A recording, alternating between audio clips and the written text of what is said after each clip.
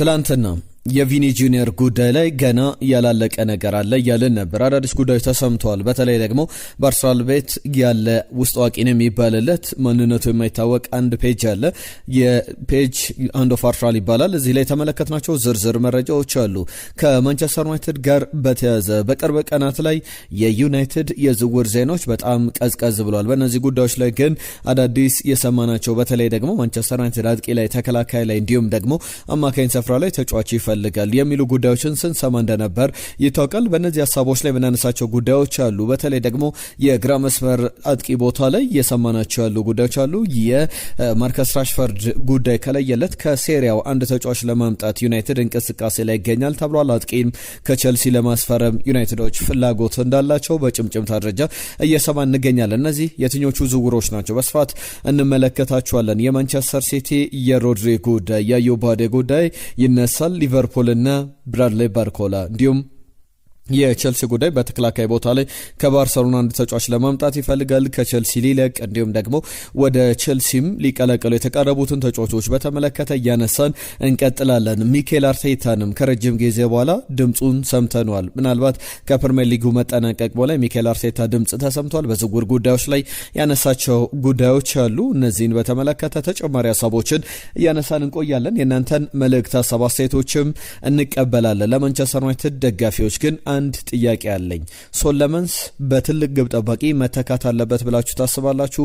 በዚህ ጉዳይ ላይ ብዙ ውይይቶችን እየሰማን እንገኛለን። ማንቸስተር ዩናይትድ ሪሊ ግብ ጠባቂ ያስፈልገዋል ወይ? የእናንተን ሀሳቦች ውስጥ ያጋሩን። ሌሎች በምናነሳቸው ጉዳዮችም ላይ መልእክት፣ ሀሳብ፣ አስተያየቶቻችሁን እየላካችሁልን አብራችሁን ቆዩ። ይህንን ቪዲዮ ላይክ አድርጋችሁ እንደጀመራችሁ ተስፋ እናደርጋለን። በቀጥታ ወደ ጉዳዮቻችን አልፈናል። በቀጥታ የምናልፈው ከቸልሲ ጉዳዮች ነው። ቸልሲ ቤት በተለይ የጆርዳን ኤንደርሰን የዚህኛው የአጥቂው የዳኒ ዌልቤክ ጉዳይም በደንብ በብዙ ነገር ባለፉት ቀናት ስናነሳው ነበረ። ጆርዳን ኤንደርሰን ከብሬንትፎርድ ጋር ተስማምቶ በነጻ ዝውውር ክለቡን ለቋል። ብሬንትፎርድንም አመስግኗል። ወደ ፕሪሚየር ሊግ መመለስ ነበረብኝ፣ ወደ ፕሪሚየር ሊግ ስመለስ ደግሞ ብሬንትፎርድ እድል ሰጥቶኛልና ያንን መቼ የምዘነጋው ጉዳይ አይደለም ብሏል። የሕክምና ምርመራ ብቻ ይቀረዋል። በቀጣይ ቀናት ይፋ የሚደረጉ ሁለት ዝውውሮች ናቸው። 35 እና 36 ዓመታቸው ላይ የሚገኙት ሁለቱ ተጫዋቾች። ዳኒ ዌልቤክን በተመለከተ ጋሪ ኔቭል አንድ ጉዳይ ሲናገር ሰምቼዋለሁ። ከ10 ዓመታት በፊት ማንቸስተር ዩናይትድ ዳኒ ዌልቤክን ሲሸጠው በጭራሽ ዳኒ ዌልቤክ ዩናይትድን መልቀቅ የለበትም ብዬ ተናግሬ ነበረ ይላል። ምክንያቱም ብዙ ጥሩ ነገሮችን ማድረግ ይችላልና በጣም የሚገርም አይነት ተሰጥኦ ያለው ተጫዋች ነውና ወደ ቸልሲ ያደረገው ዝውውር በጣም ጥሩ ይሆንለታል ብዬ ከፊትም ለቸልሲ ጥሩ ኦፕሽን፣ ጥሩ አማራጭ ሆናል ብዬ አስባለሁ ብሏል። ዳኒ ዌልቤክን በተመለከተ በፕሪሚየር ሊግ ላይ አራተኛውን ከፍተኛ ግብ አስቆጣሪ ነው። ተቀይሮ በመግባት ብዙ ግቦችን በማስቆጠር አራተኛ ደረጃ ላይ ይቀመጣል። አሁንም በቸልሲ ያ የተቀያሪነት ሚና እንደሚኖረው ይጠበቃል። እነዚህን ጉዳዮች እናነሳለን። ከሚኬል አርቴታ ጋር በተያዘ ከረጅም ወራት በኋላ ድምጹን ሰምተናል።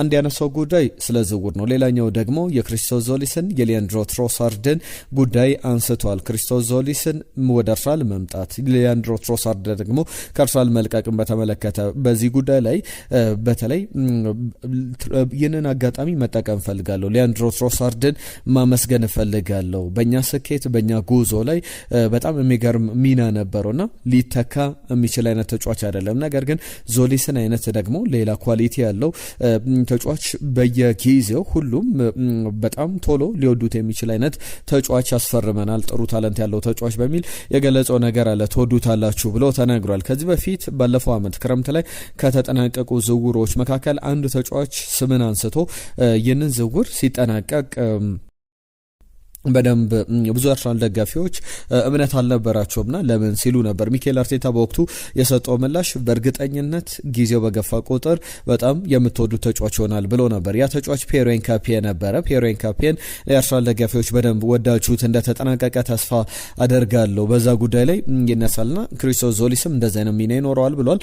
ከዛ በተጨማሪ በተለያየ ደረጃ በዝውውር ጉዳዮች ላይ ብዙ ከጀርባ ያሉ ነገሮች አሉ ብሏል። በኮንቴክስት ደረጃ የአርሰናል ቦርድ የአርሰናል ባለቤቶች ስፖርቲንግ ዳይሬክተሩ አንድሪያ ቤርታ እኔም ጭምር እየሰራናቸው ያሉ ጉዳዮች አሉ። ይህም አርሰናልን የተለየ ደረጃ ላይ ለማስቀመጥ ዝውውሮችን እያደረገን እንገኛለን። ይህንን ደግሞ ለማድረግ የተሻለ ስኳድ፣ የተሻለ ተጫዋች፣ የተሻለ ግለሰቦች ያስፈልጉናል። ያንን ለማድረግ ጥረት እያደረግን እንገኛለን። ተስፋ አደርጋለሁ በቅርቡ እንግዲህ በትልቅ ነገር እንጀምራለን የሚል ማረጋገጫ አይነት አስተያየቱን ሰጥቷል። ለሁሉም የአርሰናል ጉዳዮችን መለስ ብለን እናነሳለን። ሌሎች ተጨማሪ ሀሳቦችን ላንሳ። ከማንቸስተር ዩናይትድ ጋር በተያዘ አንድ ሁለት ጉዳዮችን ላንሳና ወደ በኋላ ላይም በዝርዝር የምንመለከታቸው ጉዳዮች ይኖራሉ። ሜትሮ ይዞት የወጣው ዘገባ አነጋጋሪ ሆኗል። በጭምጭምታ ደረጃ እየተሰሙ ያሉ ጉዳዮች ማንቸስተር ዩናይትድ 67 ሚሊዮን ፓውንድ አቅርቦ በተለይ ደግሞ ማርከስ ራሽፈርድ ክለቡን የሚለቅ ከሆነ በ67 ሚሊዮን ፓውንድ አንድ ተጫዋች ለማስፈረም ፍላጎት አለው። ይህ ቱርካዊ ተጫዋች ነው፣ ኬነን ዩልዴዝ ይባላል። አርሰናል በተለይ ቪኒ ጁኒየር ላይ ትኩረቱን ከማድረጉ በፊት ወደ ኋላም የቪኒ ጁኒየር እና የአርሰናል ግንኙነት የማይሳካ ከሆነ ወደዚህ ተጫዋች ሊመለስ ይችላል ተብሎ ይጠበቃል። ኬነን ዩልዴዝ በዩቬንቱስ በጣም የሚገርም ጊዜን እያሳለፈ ይገኛል። 67 ሚሊዮን ፓውንድ ከፍሎ ይህንን ተጫዋች ለማስፈረም ማንቸስተር ዩናይትድ ፍላጎት አለው የሚል በጭምጭምታ ደረጃ የተነሳ ዘገባ አለ። ከማርከስ ራሽፈርድ ጋር በተያዘ በእርግጥ በቢቢሲ ዘገባ ላይ አንድ ጉዳይ ስመለከት ነበር። ማርከስ ራሽፈርድ በክለቡ የመቆየት እድሉ ምን ያክል ነው የሚል ሀሳብ ሲነሳ ነበረ። በማንቸስተር ዩናይትድ በባርሴሎና የነበረው ቆይታ በጣም በስኬታማነት የተጠናቀቀ ነው ማለት ከባድ ነውና እንደ አጠቃላይ ከሰማናቸው ጉዳዮች መካከል የማንቸስተር ዩናይትድ ተጫዋች ማርከስ ራሽፈርድ በቅድመ ውድድር ዘመን ዝግጅት ገና ቡድኑን አልተቀላቀለም። ነገር ግን በሂደት ተጫዋቹ ወደ ሌሎች ክለቦች የሚሄድበት እድል አለ። ምናልባት በአርሰናል ቤት የመጨረሻው አማራጭ ሊሆን ይችላል ተብሎ ይጠበቃል። ከዛ በተጨማሪ ግን አሁን የሳቪኒዮ ጉዳይ የተወሳሰበበት ማንቸስተር ሲቲን እንዲሁም ለማነጋገር ጥረት አድርጎ ማንቸስተር ሲቲ ትልቅ ክፍያ የፈለገበት ቶትናም ሆትስፐር ማርከስ ራሽፈርድን ለማስፈረም ፍላጎት እንዳለው የሚያሳዩ ዘገባዎች በድጋም እየወጡ ይገኛሉ። ዛሬ የሰማናቸው ጉዳዮች ናቸው። ቶትናም ይህንን እንግሊዛዊ ተጫዋች በተለይ እነ ሰመረቪልን ሳቪኒዮን ለማስፈረም ጥረት አድርጎ ነበረ። የሳቪኒዮ ጉዳይ ገና አለየለትም። ነገር ግን በጎን የዚህን ዝውውር ድርድር ለማድረግ እንቅስቃሴ ላይ እንዳለ የሚያሳዩ ዘገባዎች ወጥቷል። አንድ አስቂኝ ዜና በዚሁ መሃል ላይ ጣል ላድርግላችሁ። ከሰሞኑ የኮመንዌልዝ ጌሞች ወይም የዚህ ያደጉት ሀገራት ጨዋታዎች እየተደረገ ይገኛል። በዚህ ጨዋታ ላይ የዩጋንዳው መሪ የቀድሞ መሪ እንግዲህ አምባገነኑን ኢዲ አሚን ዳዳን ኢዲ አሚን እንግዲህ በዩጋንዳ በአምባገነናዊ አገዛዙ ብዙ አነጋጋሪ አስቂ ነገሮችን በማድረግ በቦክስም ላይ በመወዳደር ብዙ ነገሮችን በማድረግ ይታወቃል። በዩጋንዳ በሀገረ ዩጋንዳ አሁን ዩጋንዳ በዚህ ውድድር ላይ በኮመንዌልዝ ውድድር ላይ እየተሳተፈች ትገኛለች። እነ ኬንያም ያሉበት ውድድር እንደነበረ በአትሌቲክስ ላይ ተመልክተናል። በዚህ ውድድር ላይ የቦክስ ፍልሚያ ነበረ። የኢዲ አሚን የልጅ ልጅ እየተፋለመ ነበር። ከዛ በኋላ ዲስኳሊፋይ ተደርጓል። ዲስኳሊፋይ የተደረገበት ነገር ደግሞ ቦክስ ላይ እንግዲህ የሚቻለው ቡጢ መሰንዘር ብቻ ነው። እሱ ግን በሚያስገርም ሁኔታ በቴስታ ሲሰነዘር ተጋጣሚ ላይ ተይዞ ጨዋታው እንዲሰረዝና እሱም እንዲሰናበት ታደርጓልና የኢዲ አሚን ዳዳ ልጅ በዚህ ደረጃ ላይ አነጋጋሪ ሆኖ ተመልክተናል። ስለ ቪኒ ጁኒየር እንመልከት። ቪኒ ጁኒየርን በተመለከተ ማድሪድ ኤክስትራ ሃንድ ኦፍ አርሰናል ሌሎችም እነ ሮድረም ይዞት የወጡት ዘገባ አለ። በዝርዝር እያንዳንዱ ነገር ለማንሳት እንሞክራለን። በዚህ ሂደት ደግሞ የአርሰናል ደጋፊዎች ሀሳብ አስተያየቶቻችሁ ልታካፍሉ፣ የሌሎች ክለብ ደጋፊዎችም መልእክቶቻችሁ ልትልኩልን ተችላላችሁ። በእርግጥ ሚኬል አርቴታ አንድ ትልቅ ነገር የአርሰናልን ደረጃ በጣም ወደ ተለየ ደረጃ ከፍ ለማድረግ እንቅስቃሴ ላይ እንገኛለን፣ ከጀርባ እየሰራናቸው ያሉ ጉዳዮች አሉ የሚል መረጃን ይዞ ወጥቷል። ጆዜ ሞሪኒዮን በተመለከተ የቪኒ ጁኒየርንም ጉዳይና የቪኒ ጁኒየር ካምፕ ወይም ሮክ ኔሽን የቪኒ ጁኒየር ወኪሎችን በተመለከተ ከሪያል ማድሪድ ጋር ስላለዋቸው ግንኙነት በተለይ ስካይ ስፖርት ከትናንትና በስቲያ ምሽት ላይ ይዞት የወጣው ዘገባ በጣም አነጋጋሪ ነበር። ለአርሰናል ደጋፊዎችም ብዙ ተስፋ እንዲቆርጡ ያደረገ ነበር። ዝውውሩ ተቋርጧል፣ ቪኒ በሪያል ማድሪድ ይቆያል የሚል ሀሳብን ሲያነሳ ነበር። ነገር ግን አሁንም አለየለትም። ጆዜ ሞሪኒዮ ደውዬለታለሁ፣ በክለቡ እንዲቆይ ፍላጎት አለኝ ብሏል። ነገር ግን ጆዜ እንደዛ ይበሉ እንጂ አሁን እየወጡ ባሉ ሪፖርቶች ቪኒ ጁኒየር ትክክለኛ ዋጋ የሚቀርብለት ከሆነ ቢሸጥም ሪያል ማድሪድም ጆዜም ችግር የለባቸውም የሚል ሀሳብ አለ። ከተጫዋቹ ጋር በተያዘ ተጫዋቹ አሁን በሪያል ማድሪድ ቤት ያላስማማው ነገር ውሌን የማራዝም ከሆነ ውሌን ቃሌን አክብር ያለውና የሳይኒንግ ቦነስ ይከፈለኝ የሚል ሀሳብ ነበረው። ያ ማለት ደግሞ ለምሳሌ ኬሊያን ኤምባፔ በክለቡ በኩል በሚለቅበት ሂደት ላይ የሳይኒንግ ቦነስ እንዲከፈለው አድርጓል። በዚህ በሳይኒንግ ቦነስ በውላቸው ላይ የተካተተ ነውና በወቅቱ ትልቅ ገንዘብ እንደተከፈለው ይታወቃል። ከፓሪስ ሰን ዠርመን በሚለቅበት ወቅት ላይ የፍርድ ቤት ሂደትም ክስም ላይ እንደነበረ ይታወቃል። በሪያል ማድሪድ ቤትም ተመሳሳይ ነገር ለማድረግ ቪኒ ጁኒየር 80 ሚሊዮን ዩሮ የሳይኒንግ ቦነስ ወይም ደግሞ 80% የኢሜጅ ራይቴ ለኔ ይሰጠኝ። ሪያል ማድሪድ አሁን ከ50% በታች ነው። ነገር ግን 50% አቅራቢያ ላይ ያለ የተጫዋቹን የምስል መብት የያዘ ክለብ ነው። ነገር ግን በዚህ ሂደት ላይ ደግሞ 80% የሳይኒንግ ቦነስ 80 ሚሊዮን ዩሮ ይሰጠኝ አሊያም ደግሞ የኢሜጅ ራይቴ የምስል መብት ሽያጭ ላይ 80% ድርሻ የኔውን ሪያል ማድሪድ 20% ድርሻ የያዘ የሚል ድርድር ላይ ይገኛሉ። ነገር ግን አሁን ሪያል ማድሪድ እና የቪኒ ጁኒየር ካምፕ ድርድር ያደርጋሉ። እስካሁን ግን ምንም አይነት ቨርባል ኦፈር ወይም ደግሞ በቃል ደረጃ የተደረጉ ግንኙነቶች የሉም፣ እየተጠበቀ ይገኛል የሁለቱ ካምፖች ግንኙነት በሪያል ማድሪድ እና በተጫዋች ወኪሎች መካከል። ነገር ግን የተጫዋች ወኪሎች አንድ ነገር ይረዳሉ። አርሰናል ፋይናንሻሊ ሁሉንም ነገር አዘጋጅቶ እየጠበቀ እንዳለና ከሪያል ማድሪድ ጋር የሚያደርጉት ድርድር የማይሳካ ከሆነ በቀጥታ ወደ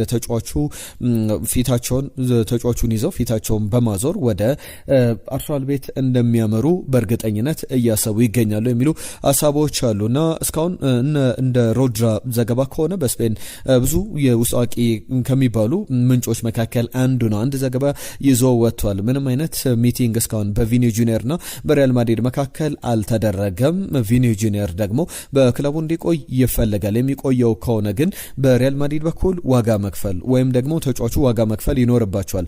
ሪያል ማድሪድ በምን አይነት መንገድ ነው ዋጋ ሊከፍል የሚችለው የሚለውን እንመልከት። ሪያል ማድሪድ በተለይ ደግሞ በዋነኝነት ተጫዋቹን በማቆየትና በመሸጥ ረገድ ምን አይነት ዋጋ ይከፍላል ካላችሁ ተጫዋቹን ከፍተኛ ገንዘብ በመክፈል ወይም ደግሞ ቪኒ ጁኒየር ትልቅ ገንዘብ በመተው ለሪያል ማድሪድ መቆየት ወይም ደግሞ ተጫዋቹን በክለቡ ማቆየት የሁለቱም የተጫዋቹም የክለቡም ምርጫ ነውና አሁን በሪያል ማድሪድ በኩል አርሰናል ትልቅ ኦፕሽን እንደሆነ ይታወቃል። ሌሎችም እንግዲህ ለምሳሌ በአርሰናል ቤት በቪኒ ጁኒየር እድገት ላይ ትልቅ አስተዋጽኦ ያደረገ አንድ ፓውል ዣቪየር የተባለ ባለሙያ ላይ በመለማይነት አሁን በአርሰናል ቤት እየሰራ ይገኛል። ዣቪየር በዋነኝነት ቪኒ ጁኒየርን በብራዚል እግር ኳስ ላይ ዲስከቨር ያደረገ ተጫዋቹን ያገኘ ተጫዋች ነው ተብሎ ይነገርለታል።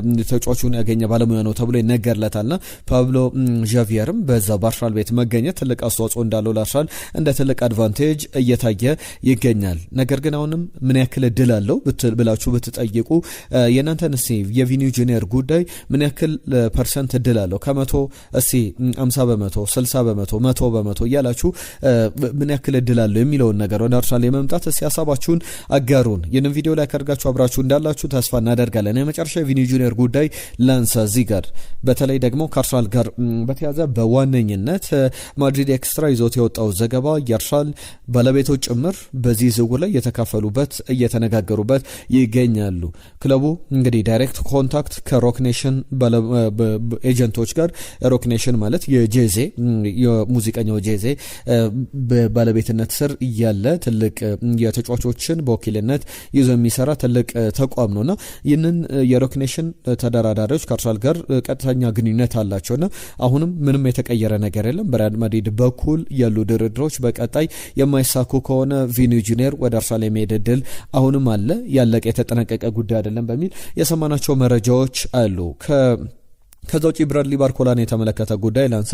ተጫዋቹን በተመለከተ ፓሪስ ሰን ዠርመንን ለቆ ወደ ሊቨርፑል ለመሄድ ፍላጎት እንዳለው ከሊቨርፑል ሰዎች ጋር በነበረው ግንኙነት ተነጋግሯል። አሁን ሊቨርፑል ቢያንስ አንዳንድ ዘገባዎች ላይ እስከ 100 ሚሊዮን ዩሮ፣ ሌሎች ዘገባዎች ላይ ደግሞ እስከ 120 ሚሊዮን ዩሮ ወይም ደግሞ 100 ሚሊዮን ፓውንድ አካባቢ ለባርኮላ ለመክፈል ፍላጎት አለው። ጄሚ ካራገርም ሊቨርፑል ሪዮን ጉማ እንዲሁም ደግሞ ኮዲ አክፖ አይነት ተጫዋቾች ግራ መስመር ቦታ ላይ ያሉ፣ በቀኝ መስመር ቦታ ላይ ግን ሞሐመድ ሳላን በትክክለኛው ተጫዋች መተካት አለበት። እሱ ደግሞ ብራድሊ ባርኮላ ነው።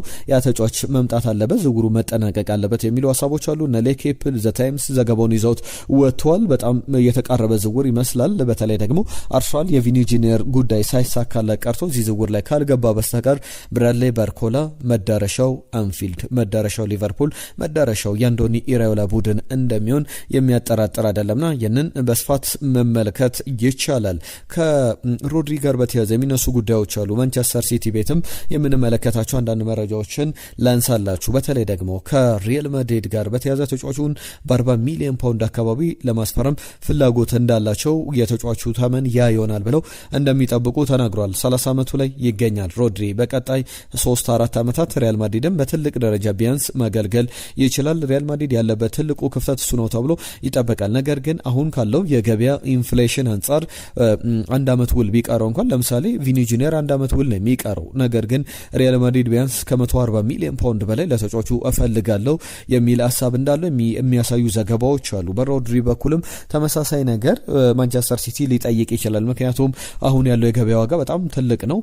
ማንቸስተር ሲቲ ተጫዋቹን በአንድ ዓመትም ቢሆን ለማቆየት ፍላጎት አለው። በነጻ ዝውውር ሲፈልግ ይልቀቅ የሚል እምነት አላቸው። ተጫዋቹ ደግሞ ወደ ማድሪድ ከተማ መመለስ ይፈልጋል። የቀዶ ሕክምናውን አጠናቋል። ነገር ግን የሪሃቢሊቴሽን ስራ የማገገም ስራ በቀጣይ ጊዜያት ላይ መቼ ይመለሳል የሚለው እስካሁን የለየለት ጉዳይ አይደለም። ማንቸስተር ሲቲ ደግሞ የሱም ፖቴንሻል ተተኪ እየፈለገ ይገኛል። የተጫዋች ማን ነው ካላችሁ በዋነኝነት አዩብ ቧዲን እናነሳለን። አዩብ ቧዲ በቀጣይ ጊዜያት ላይ ዝውውሩ ሊጠናቀቅ ይችላል ተብሎ ይጠበቃል። ማንቸስተር ሲቲ ከሊል ጋር እየተደራደረ ይገኛል። ሊል በዋነኝነት አንደኛው መደራደሪያ አዩብ ቧዲን ቢሸጦም በዚህ ዓመት በ2026-27 የውድድር ዘመን ላይ በክለቡ ማቆየት ይፈልጋል የሚሉ ዘገባዎችን ተመልክተናል። የሮድሪ ጉዳይ ግን በኤታድ ስቴዲየም በዚህ ዓመት ቀረ ወይም ደግሞ ለቀቀ የአዩብ ቧዲን መምጣትና መቅረት ላይ ትልቅ አስተዋጽኦ ትልቅ ልዩነት ይፈጥራል ተብሎ እየተነገረ ይገኛል። በዚህ ሂደት ሊነሳ የሚገባው ጉዳይ አዩብ ቧዲ ሮድሪ የሚለቅ ከሆነ በዚህኛው ክረምት ወደ ማንቸስተር ሲቲ ዝውውሩን አጠናቆ የሚመጣበት እድል ሰፊ ነው እየተባለ ይገኛል። የሶሎመንስን ጉዳይ ለማንቸስተር ዩናይትድ ደጋፊዎች ቅድም ጥያቄ አቅርቤ ነበረ። እሱ በሌላ ግብ ጠባቂ መተካት አለበት ወይ? ሌላ ግብ ጠባቂ ማንቸስተር ዩናይትድ ማስፈረም አለበት ወይ? ሌላ በጣም ሱፐርስታር ደረጃ ላይ ያለ ግብ ጠባቂ ወይስ ደግሞ ሶሎመንስ ለማንቸስተር ዩናይትድ በቂ ነው፣ ትልቅ ግብ ጠባቂ ነው ብላችሁ ታስባላችሁ? እሺ ሀሳብ አስተያየቶቻችሁን እየላካችሁልን አብራችሁን ቆዩ። ከዩናይትድ ጋር በተያዘ ከሰሞኑ በእርግጥ አንዳንድ ጊዜ ዝውውሮች ላይ ያንዳንድ ተጫዋቾች ያንዳንድ ክለቦች ዝውውር ጎላ ብለው ይሰማሉ። ከዛ በኋላ ደግሞ የሌላኛው ክለብ ተራ ይመጣል። በዚህ ሂደት ሰሞኑን የማንቸስተር ዩናይትድ ዜናዎችን ብዙ እየሰማን አይደለም እና አሁን ቲምቶክ ላይ አንድ ዘገባ ተመልክቻለሁ። በተለይ ደግሞ የዘገባ ማንቸስተር ዩናይትድ ከቸልሲ ሊያም ዴላፕን ለማስፈረም ፍላጎት አለው የሚሉ ዘገባዎች አሉ። ሊያም ዴላፕ አስቀድሞ ወደ ማንቸስተር ዩናይትድ ለመምጣት ተስማምቶ እንደነበረ ይታወቃል። ወደ ቸልሲ ከመሄዱ በፊት ከዛ ነገሩን ምን አስተጓጎለው ካላችሁ ሊያም ዴላፕ ወደ አውሮፓ ቻምፒየንስ ሊግ ወደሚሳተፍ ክለብ መሄድ እፈልጋለሁ አለ። አሁን ነገሮች ተቀያይረዋል። ማንቸስተር ዩናይትድ በአውሮፓ ቻምፒየንስ ሊግ ላይ አልነበረም ሊያም ዴላፕ ቸልሲን ሲቀላቀል። አሁን ግን በተቃራኒው ቸልሲ የአውሮፓ ቻምፒየንስ ሊግ ላይ የለም። የማንቸስተር ዩናይትድን ደግሞ በአውሮፓ ቻምፒየንስ ሊግ ላይ ተሳታፊነት ማረጋገጡን ተመልክተናል። ስለዚህ ሊያም ዴላፕ በተቃራኒው ከቸልሲ ወደ ማንቸስተር ዩናይትድ ሊመጣ የሚችልበት እድል አለ የሚል ዘገባን እየተመለከተን እንገኛለን። ኦውናር ግሬቭስ እንዲሁም ደግሞ ሌሎችም የቀድሞ ፕሪሚየር ሊግ ዊንገር ማይኪ ግሬይ በደንብ ታስታውሱታላችሁ። በተለይ ደግሞ ግሬይን በተመለከተ ያነሳቸው ጉዳዮች አሉ። በኒውካስል ዩናይትድም በደንብ እናውቀዋለን። በጣም ፈጣን የመስመር ተጫዋች እንደነበር ይታወቃል። ቶክ ስፖርት ላይ አንድ ጉዳይ አንስቷል። እኔ ፐርሰናሊ ማንቸስተር ዩናይትድ ልምድ ያለው በጣም ጂያንት የሚባል ትልቅ ኳሊቲ ያለው ግብ ጠባቂ ያስፈልገዋል። በማንቸስተር ዩናይትድ ቤት ሶሎመንስን መተካት ይኖርበታል ማንቸስተር ዩናይትድ በሌላ ግብ ጠባቂ የሚል ሀሳቦችን ያነሳሉ ብዙ የማንቸስተር ዩናይትድ ደጋፊዎች። ግን በ32 ፕሪሚየር ሊግ ጨዋታዎች ላይ ያሳየውን ብቃት በደንብ የሚያዩት ነውና ያንን ሃይ ፕሮፋይል የሚባል ግብ ጠባቂ ማስፈረም ላይ ሳይሆን የተጫዋች በክለቡ መቆየት ነው፣ እሱ በቁጥር አንድ ግብ ጠባቂነት መቀጠል አለበት የሚል ሀሳቦች እንዳላቸው እየተመለከተን እንገኛለን። ከጉዳት ዜናዎች ጋር በተያያዘ የጁሪን ቲምበርን ጉዳይ ላንሳላችሁ። ጁሪን ቲምበርን በተመለከተ አንድ በጣም አነጋጋሪ ጉዳይ ተመልክተናል። ተጫዋቹ ወደ እንግሊዝ ወደ ለንደን ተመልሷል። የአርሰናል ቡድን ያለው በስፔን በካታሎኒያ ግዛት በዢሮና ጋር የሚያደርገው ጨዋታ ቅዳሜ ከነገ በስቲያ የሚደረግ መርሃ ግብር አለ። ያንንም በተመለከተ የምናነሳቸው ጉዳዮች በቀጣይ ቀናት ይጠበቃሉና ጁሪን ቲምበር ከዚህ ቡድን ጋር ልምምድ ዝግጅት ሲያደርግ እንደነበረ ይታወቃል። አሁን ግን ወደ ለንደን ተመልሷል። ነገር ግን በስጋት መልክ የሚታይ አይደለም። ወደ ለንደን የተመለሰው የመጨረሻ ምርመራዎችን ለማድረግ ነው።